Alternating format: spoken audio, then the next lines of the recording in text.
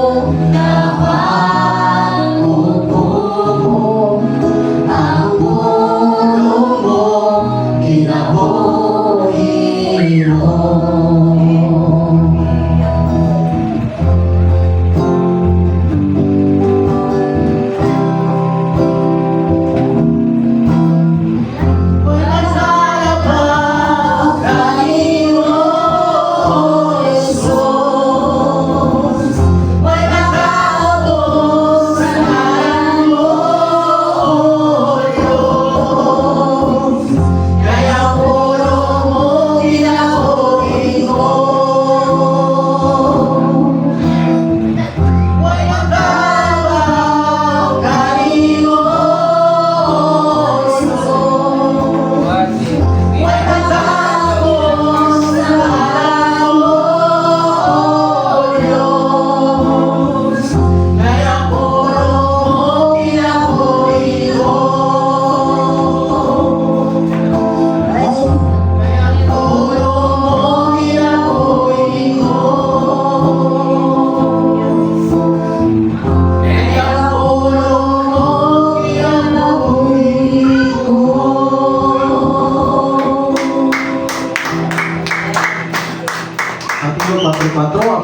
magtubag siya ng ingon na isulat na, tao mabuhi dili sa tinapay lamang, kundi sa matag pulong ng mga dula sa Papa sa Diyos.